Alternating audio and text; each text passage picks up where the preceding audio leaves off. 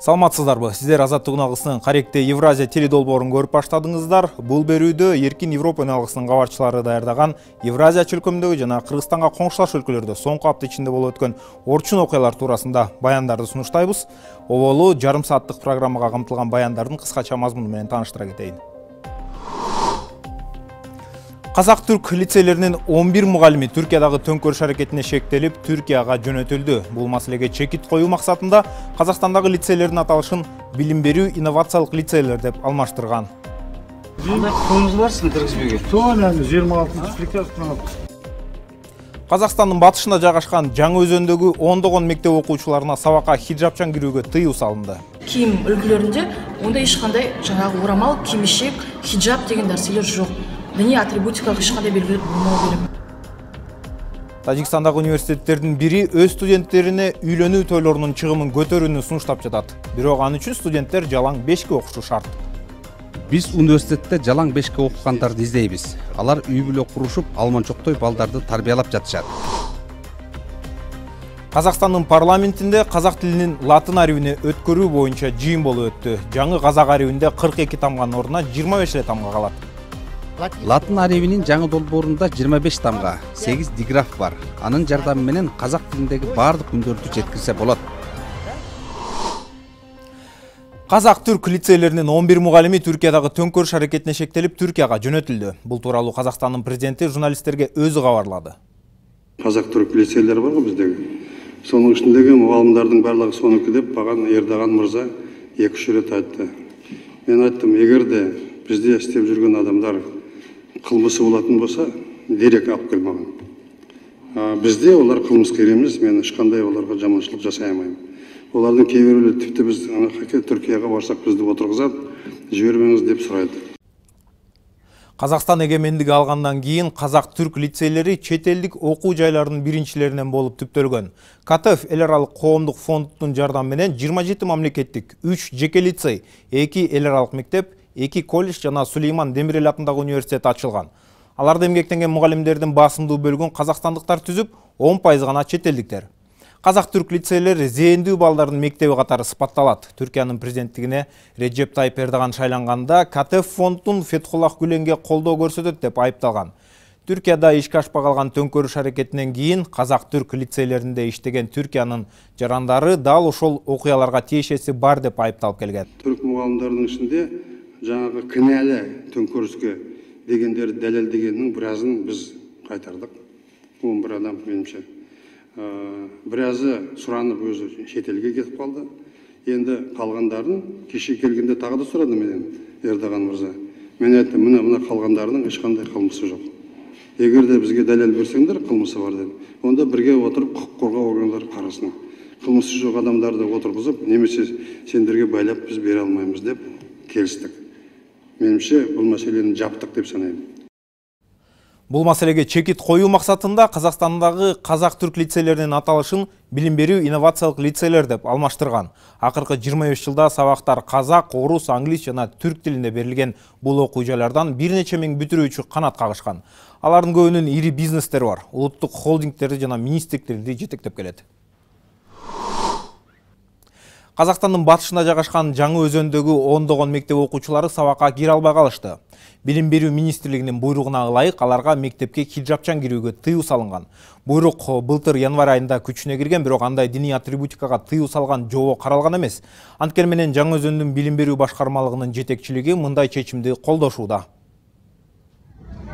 Жаңы Өзөндө 60 окуучу мектепке кире албай жүрөт. Мектептердин жетекчилиги жоолукчан кыздарды мектепке киргизбей жатышат. Кандай кылыңыз барсың киргизбеге? Туура 26 приказдан алып. Кийим приказ. Аханалардын приказы эмне болду? Мектеп кийимин дурустап аханалардын приказы эмне болду? Бул Кашаган Курмужан уулунун атындагы 8-чи орто мектеп. Жаңы Өзөндүн башка мектептеринде да дал ушундай көрүнүш. Биринчи орто мектебинин ата-энелери жоолукчан кыздарын мектепке киргизе албай бара. Мектеп директору сизге өткөндө айтты го. Директор айтты. Хорошо. Именно кимишек болгон үчүн мектеп формасын болсун. Мектеп формасы үстүндө тур, просто басында кимишек бар, бул сол үчүн киргизбейт. Мектеп формасы басында мантик жарайт. Жаңы Өзөндүн бардык мектептеринде күзөтчүлөр жана милиция кызматкерлери турушат. Айрым милиционерлер муну коомдук тартипти сактоо менен түшүндүрсө, башкалары сүйлөшүүдөн баш тартты. Мен сизге таанышууга міндетті емеспін. 8 мектептин директору Калампыр Газиемова да жагдайды түшүндүрүүдөн баш тартты.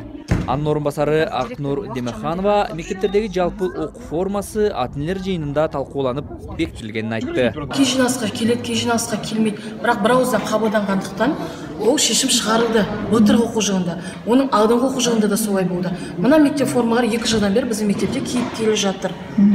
Енді міне барлық біз ішкі ережені, ішкі тәртіпті, барлық мектеп формасын біз іліп қойдық көрнекі жерге. Бас киіміне байланысты. Киім үлгілерінде онда ешқандай жаңағы орамал, кимешек, хиджаб деген нәрселер жоқ. Діни атрибутикалық ешқандай белгілер болмау керек. Шаардык билим берүү бөлүмүндө муну министрликтин буйругу менен түшүндүрөт. Бирок былтыр 12 декабрда бекитилген буйрукта диний атрибутикага тыюу салган жобо жок. Окушу жаңағы діни кийим кийип отуруп келген адамдар. Біз ол кісілермен жыл бойында түсіндіру жұмыстарын жүргіздік. Қазірде 4 бала ата-анасы келісті. Киімдерін шешкенде сол басындағы киімдерін шешеді. Мектептің ішіне арнайы бөлме бөлінді. Бөлмесінде барып кетеді, кетерде қайттан киіп кетеді. Біздің мемлекетіміз құқықтық мемлекет, сотқа берулеріңізге болады. Билим берүү бөлүмүнүн башчысы хиджаб тууралуу талаш сотто каралышы керек деп эсептейт. Жаңы-Өзөндө 22 мектеп бар. Алардын 2 орус тилдүү мектептер. Шаардын мектептеринде 30 миңдей окуучу билим алат. Уже целая неделя.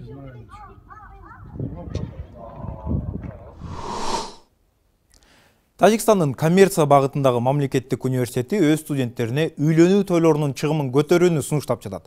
Бирок ал жакшы окуган студент болуш керек. Бул идеяны окуу жайынын ректору Хамилуллахон Факиров айтып чыкты. Анын айтымында мындай өзгөрүү жакшы окуп жүргөн кыз студенттердин күйөөгө тийгенден кийин окуусун таштап кетпесине кепилдик болот. Тажикстандын мамлекеттик коммерциялык университетинин аймагында суктанаарлык бактар бар. Окуу учурунда ар кандай таймаш сынактар өткөрүлүп, жакшы окугандарга акчалай жардам көрсөтүлүп турат. Бирок тойдун чыгымын университет көтөрөрүн эч ким күткөн эмес. Ректор мындай идея жөн жерден пайда болбогонун айтат. Көп учурда жакшы окуп келаткан кыздар күйөөгө тийген соң окуусун таштап коюшат. Кимдир бирөөгө окуганга күйөөсү тыюу салат. Башкалары балдарын карап, үй тиричилик менен алек болуп, убактысы болбойт.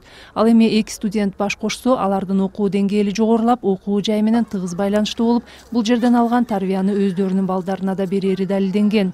Имеем уже образцы. Биз университетте жалаң бешке окугандарды издейбиз. Алар үй бүлө курушуп, алманчоктой балдарды тарбиялап жатышат. Алардын арасында жада калса Европанын деңгээлинде илимий наам алгандары да бар. Турмуш өзү көрсөтүп тургандай, бул эң туура чечим. Получили. Бул окуу жай өзүнүн катарына кыздарды көбүрөөк тартууга аракет кылат. Алгачкы кадам катары жатаканалардын шарттары оңдолду. Азыр ректор алыскы аймактардан келген студент кыздардын ата-энелери менен жолугууну адатка айландырды. Анын айтымында кыздар аракетчил келип, алардын билим деңгээли да жогору. Бирок азырынча кыздар 5000 студенттин 15 гана пайызын түзөт. Средней школы. Орто мектепте жакшы окугандардын 70-80% кыздар түзөт. Окууну аяктаганда алтын медалды көбүнчө кыздар алышат. Жогорку окуу жайларда да медалды кыздар алышат. Мен университеттен байкап эле жүрөм. Аракет кылып, жакшы окуйын деп тырышкандардын баары эле кыздар. По окончании они девушки.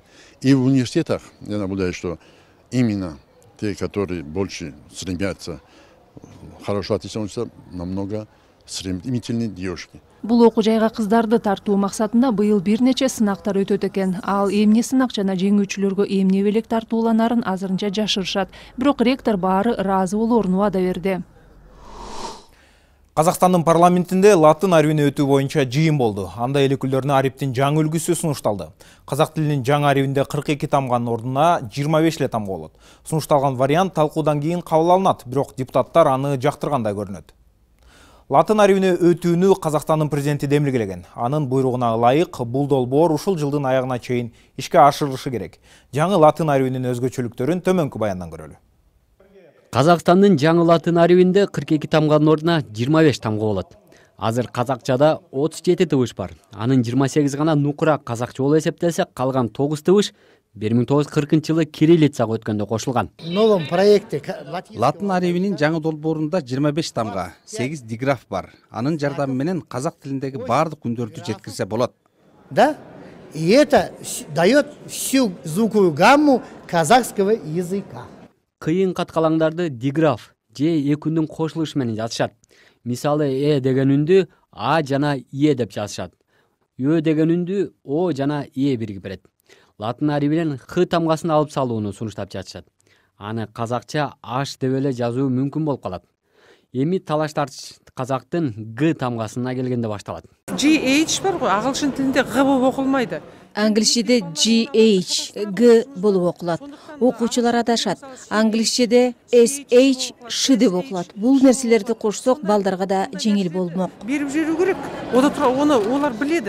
Илимий талаш тартыштан улам филологдор депутаттарды жаңы арип менен тааныштырууну унутуп калыптыр. Эл өкүлдөрү аны презентация учурунда гана экрандан биринчи жолу көрүштү. Азырынча бизде анын нускалары жок. Себеби биз аны менен жаңы эле тааныштык. Презентация азыр эле бүттү.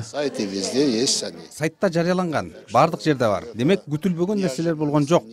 Депутаттар биринин артынан бири чыгып жаңы латын арабине өтүү боюнча ойлорун бөлүшүп жатышты. Чиновниктер латын арабине өтүү орус тилдүү жарандарга эч ыңгайсыздык жаратпайт деп ынандырууда. Я присоединяюсь ко всем предыдущим. Менден мурун чыгып сүйлөгөндөргө кошулам. Мамлекеттик тилдин латын арабинин жалпы стандартына өткөрүлүшү азыркы коомчулуктун эң көйгөйлүү маселелердин бири. Актуальных вопросов для нашего общества. В школах с русским языком обучения все предметы за исключением. Орус тилдүү мектептерде казак жана англис тил сабактарынан тышкары баардык сабактар кириллицаны колдонуп окутула берет. Латын тамгасы казак тилине жана казакча өтүлүүчү сабактарга гана тийиштүү болот. Будут преподаваться на казахском языке. Жаңы телевизиондук сезондун келиши менен баардык мамлекеттик каналдар жаңы логотиптери менен иштей баштады. Эми алардын аталыштары латын тамгалары менен жазылган. Ал эми Казакстандардын документтерин латын арабине өткөрүү дагы узак убакытка созулат. Замена удостоверяющих документов. Документтерди алмаштыруу акырындык менен жүргүзүлөт. Азыр биздин колубуздагы документтер анда жазылган мөөнөтү бүткөнчө жарактуу боло берет. Кийин убактысы келгенде алмаштырылат. Впоследствии естественным образом они будут заменены. Казак тилин латын арабине өткөрүү канча каражатты талап кылаарын каржы министри өзү да билбейт. 3 жылдык бюджетте даярдоо иштерине гана 250 миллион теңге каралган. Бул дээрлик $750 миң. 250 миллион теңге на азырынча 250 миллион теңге каралган. Азыр негизги жумуш бүтө элек. Жалпы канча каражат кетерин дагы эсептеш керек. Счет он еще подлежит расчету. Мурун сунушталган латын арабинин жүздөгөн башка варианттарынан эмнеге ушуга токтолгонун эч ким деле түшүндүргөн жок. Эң негизгиси муну ыңгайлуулугу менен түшүндүрүштү. Ал компьютердин клавиатурасында атайын кошумча баскычтарды талап кылбайт. Баарын азыркы англисче тамгалары менен эле жазса болот. Парламенттик угууну аяктап жатып, төмөнкү палатанын спикери Нурлан Нигматуллин муну казак арабин реформалоо боюнча бүткүл элдик талкуусунун башталышы деп сыпаттады. Ал жаңы киргизилип жаткан арип Казакстандын ар бир жаранына туура жана так жеткирилерине кепилдик берди. Азаттык социалдык тармактарда. Facebook'ta Кыргыз азаттык үналгысы, Twitter'da Азаттык радиосу, ВКонтакте жана Instagram'da Азаттык KG, Одноклассникте Азаттык, YouTube каналыбыз Азаттык медиа. Бардык жаңылыктар, видео жана уктуруулар сиздин алаканыңызда. Сиздер каректе Евразия телеберүүсүн көрүп жатасыздар. Эми мындан аркы баяндардын мазмуну менен кыскача тааныштыра кетейин. Ташкенттин борборунда дүйнөдөгү эң чоң палоо жасалды. Салмагы дээрлик 7,5 тоннага жеткен аш Гиннес китебине да киргизилди. Германияга 2015-жылы баш баа негиздеп 900 миң качкын келген. Бүгүнкү күндө алардын 10% жумуш менен камсыздалган. Мен 15 компанияга арыз таштап жумуш издедим. Кээ бирлери жооп да беришкен жок. Башкалары паспортуң барбы деп сурап жатышты. Оған мамлекеттик кинофонду 20 жыл мурун талиптерден коргоп калган 7000 кинопленканы сценарий форматына өткөрүп жатат. Бүгүнкү күндө да Оганстандын ири аймактары талиптердин көзөмөлүндө турат. Талибан келгенде зордук зомбулук күчөгөн. Биздин аман каларыбыз да күмөн эле. Кызматкерлердин көбү качып кетишкен. Лежать, это не для меня.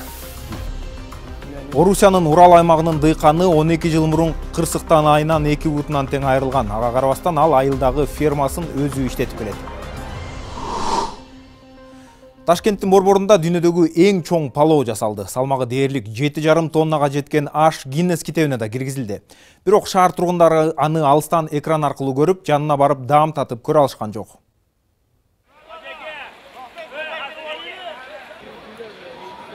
Касканактай казандагы аштын жарнамасы алыска жеткен. Шаардын борборуна 10 миң, 100 миңдеген адам чогулду. Бирок алардын көбү аштан даам татпай кайтышты. Чоң казан орнотулган жерге шаардык хокимият тараткан атайын чакыруу кагазы менен гана киргизип жатышты. Алардын катарына дипломаттар, жергиликтүү телевидение жана борбор каланын мамлекеттик уюмдарынын кызматкерлери кирди. Эми киргизбей жатканы туура эмес. Башка эмне дейбиз эми? Чакыруу кагаздары менен киргизип атышыптыр. Башка эч нерсе айтышкан жок. Бул биз үчүн эмес. Бул телевидение үчүн. Мен ошентип ойлойм.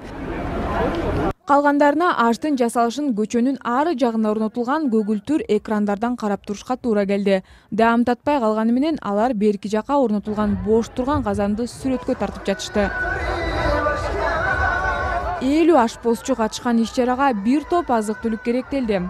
Бир уйдун 1,5 тонна эти, койдун 1,5 тоннадан ашык эти жана 2 тонна күрүч. Диаметри 4 метрден ашкан казанга 2700 килограмм сабизди, 220 килограмм пиязды, 440 литр суу майды жана 57 килограмм тузду батырды. Дагы кошумча 300 килограммдай кошумчалар сарпталды. Наблюдаем, как готовить плов. Казан жөнүндө эч ким жазган эмес. Карасаңыз тиги жакта баары жабык. Эмнеге?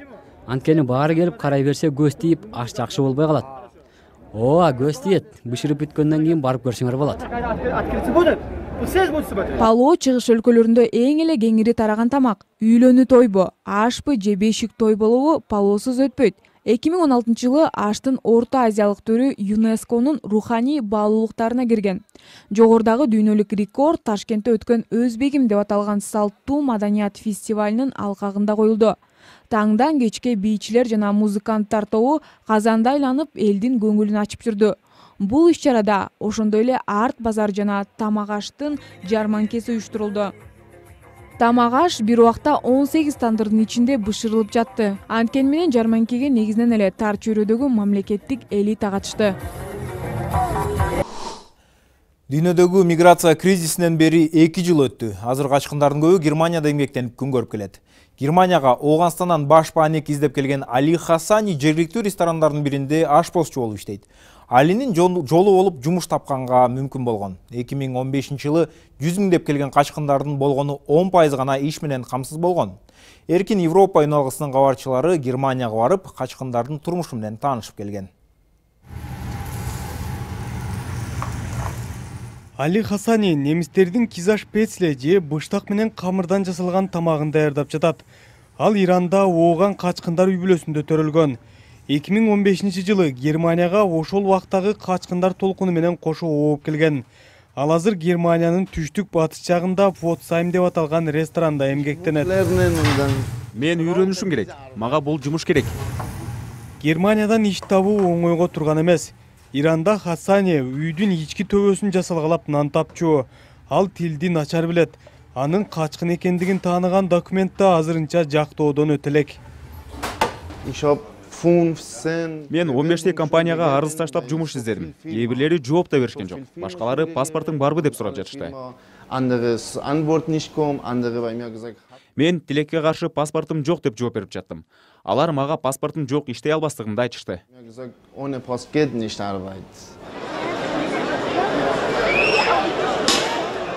Германияга 2015 жылы баш паанек издеп 900 000 адам келген. Айрымдар Германия мындай чыңалууну көтөрө албайт дешсе, башкалары бул жумушчу күчтүн көбөйүшүнө алып келерин айтышкан. Анткени менен иш менен камсыздаган федералдык агенттик ишке жарай турган качкындардын 10 гана пайызы жумуш таап иштеп жатканын жарыялады. Дал ошол 10%га кирген адамдар мына бул жерде Хафеле деп аталган өндүрүш фабрикасында эмгектенет. Заводдо жүздөгөн мигранттар иштейт. Алардын 10-3 жылдык окуудан өтө турган программага илинген. Бул адамдардын кесиби бул заводко туура келбейт. Алар эмне чыгарып жатканын деле билишпейт. Алар техникалык колледжге тапшырыш үчүн жазуу түрүндө сынак тапшырышы керек. Ал оңой эмес. Компанияга ишке кирген 10 адам немис тилин өздөштүрүүдө чоң жылыш кылган. Алардын көбү жакында мамлекеттик деңгээлде тааныла турган квалификация алышат. калгандарынын тагдыры мынча ийгиликтүү болгон эмес. Эяс Элиас Ирак университетинде арабчаны үйрөтчү. Бирок анын билимин Германия окуу жайлары тааныбайт. Ал Ирактагы Йозит азчылыгынын өкүлү. Ал Ислам мамлекети террорчул тобунан 2015-жылы качып кутулгандардын бири. Элиас учурда Германияда жумушта иштейт, бирок ага окшогон башкалардын тагдырына тынчсызданат. Мисалы, Амазондо же башка жерде тилди жакшы билбесең деле кара жумушта иштей берүү мүмкүн дечи. Жумуш табыла берет, бирок аны үчүн да сен жок дегенде тилди бир аз болсо да билишиң керек. Ошондуктан биздин жакшы жумушка орношууга мүмкүнчүлүгүбүз жок десе. Биз менен маектешкенден кийин Элиас төлөнө турган жумушка, алгачкы интервьюга бармай болду. Ага качкындарга жардам көрсөткөн ыктыярчылар көмөктөшүп жүрүшөт.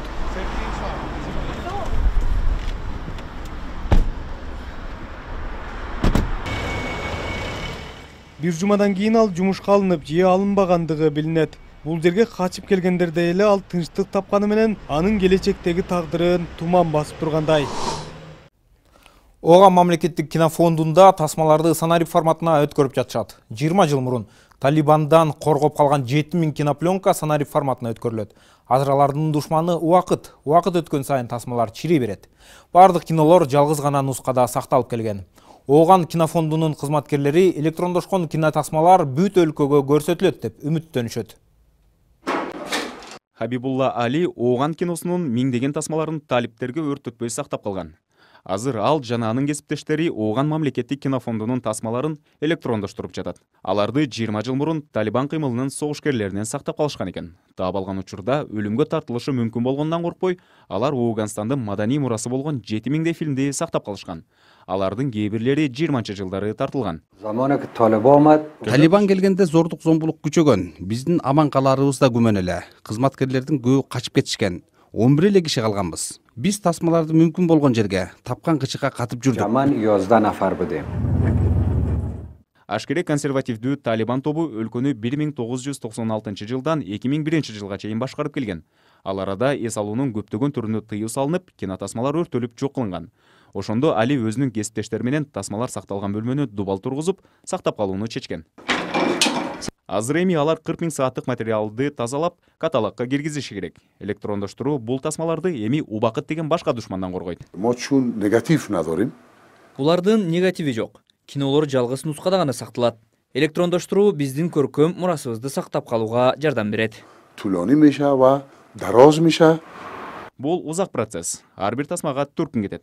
Архив электрондук вариантка толугу менен 2 жылдын ичинде өтүп бүтөт. Бүткөндөн кийин биз Оған айылдарына көчмөк кинотеатрларды жөнөтүп, кинолорду ар бир жаран көрүшүн камсыздайбыз. Өлкөнүн көп аймагы Талибандын карамагында турат. Бирок Оған мамлекеттик кинофондунун кызматкерлери дагы деле өмүрүн тобокелге салып, айылдан айылды кыдырып, өз элинин кинематографиялык мурасын жайылтууга даяр экенин айтышат. Орусиянын Урал аймагынын дыйканы Александр Булдаков 12 жыл мурун кырсыкта 2 бутунан тең айрылган, бирок ал тагдырга моюн сунбастан тракторун жана унаасын колу менен айдай турган кылып оңдоп, үйүн да өзүнө ыңгайлаштырып алып, чоң чарбасын өзү жалгыз карайт. Лежать это не для меня. Есть ведь люди такие. Жөн эле иши жок жата бергенди жаман көрөм. Кээ бирөөлөр эмгекчил, кээ бирлери ичкич, башкалары жалкоо. Адамдар ар кандай болот да, а мен иштешим керек. Давайте с Богом. Кеттик, Кудай деп. Александр Булдаков Орусиянын Уран аймагындагы Булдаков деп аталган айылда чоң ферманы кармайт. 2005 жылы анын тагдыры өзгөргүс жолго түшөт. Ну где-то вот тут вот оторвал себе.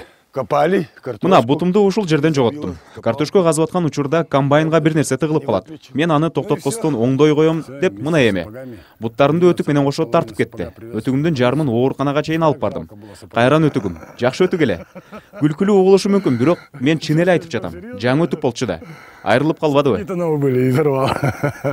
Булдаков чарба тиричилигин уланта берүүнү чечет. Ал үйүн өзүнө ыңгайлуу кылып оңдоп түзөп, бардык шарттарды түзүп алган.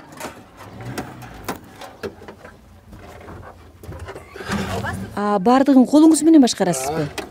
Муну өзүңүз жасадыңызбы? Ооба, өзүм жасадым. Мен унаамды да өзүм жасап чыктым. Сарайды да буттарымды жоготкондон кийин курдум. Социалдык кызматкерлерди 2005 жылдан бери көрө элекпин. Алар деги барбы өзү? Эми мамлекеттен эмнени күтмөк элең? Алардын өздөрүнүн түйшүгү жетиштүү. Биз өз арабабызды өзүбүз тартышыбыз керек. Там выживай как хочешь. Булдаковдун балдары чоңоюп калышкан. Анын аялы жакынкы шаарда медициналык айым болуп иштейт. Ал чарбасын өзү жалгыз карайт.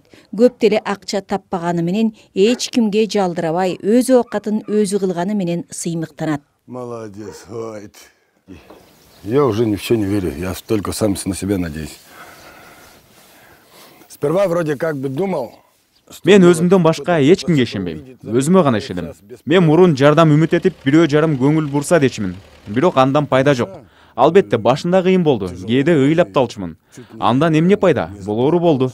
Аман калганыма сүйүнөм. Өмүрүңдү уланта билүүдөн башка арга жок эме. Как дальше? Что дальше? Жить будем дальше. Все.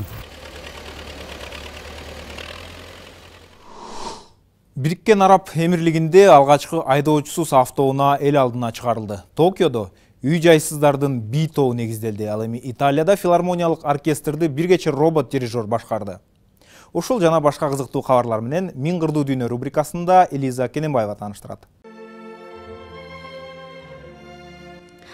Италияда филармониялык оркестрге дирижер болуп башкарып жаткан бул Юми деп аталган робот-гуманоид.